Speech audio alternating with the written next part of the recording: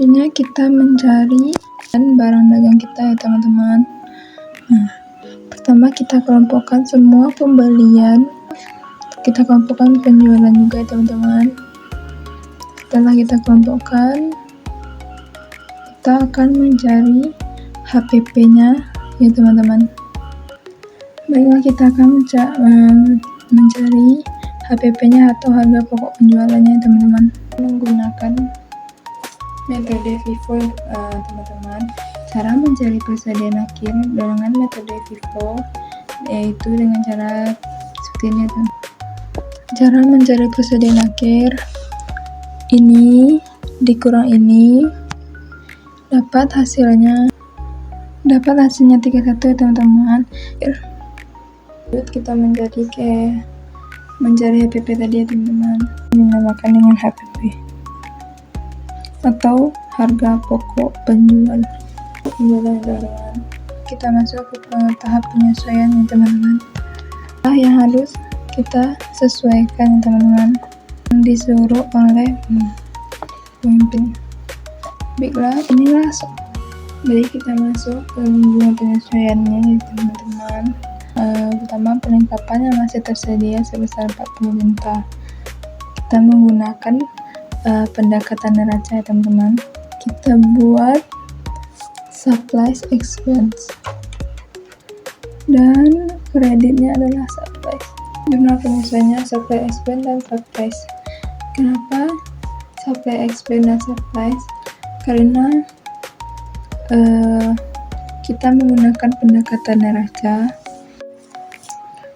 Baiklah, kita buat di sini nomor akunnya teman-teman. Pertama kita buat tanggalnya dulu. Jurnalnya itu bukan berarti itu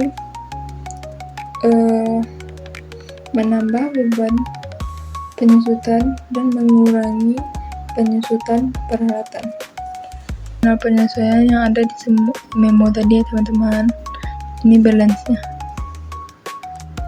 Setelah buat jurnal penyesuaian, selanjutnya kita posting ke semua akun ini ke buku besar ya teman-teman.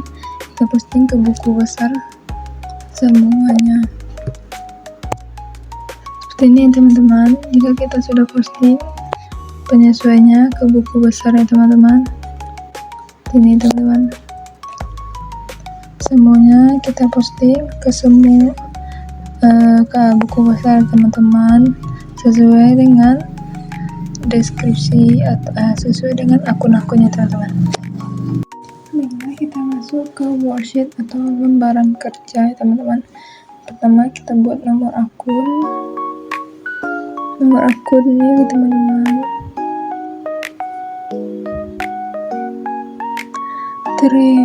sampai akhir teman-teman. Nomor akun balance management ini hanya disalin inilah setelah kita salin balance dan penyesuaian. Selanjutnya kita NSP atau nilai tanda setelah penyesuaian. Ini nggak ada pengurangan, berarti tinggal salin berada di debit. Kita buat. Lalu ini debit, kalau debit sama debit berarti tambah berarti tambah di debit. Jumlahkan yang semuanya ini ditambah ini. Kalau kredit sama kredit ditambah, tapi catat di debit. Sepertinya jika kita sudah buat NSP atau neraca setelah penyesuaian, selanjutnya kita masuk ke income summary, income statement. Income statement masuk dari hanya kepala harusnya ke income statement adalah kepala 3 teman-teman dari income summary. Siapa income summary tidak masuk ke balance sheet karena income summary ini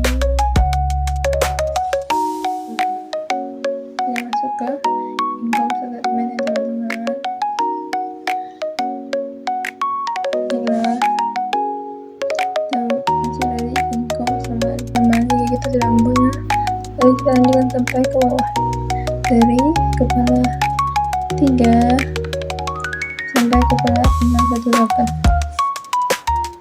Kita bikin sebanyak seperti ini ya. Bagaimana hasilnya? Kita sudah posting ke worksheet atau berangkatnya. Mari kita buat bedanya teman-teman. Angka 5 ini tidak sama ya teman-teman. Saya yang nanti akan menjadi laba atau ruginya perusahaan. Mari kita buat balance sheet-nya lagi ya teman-teman.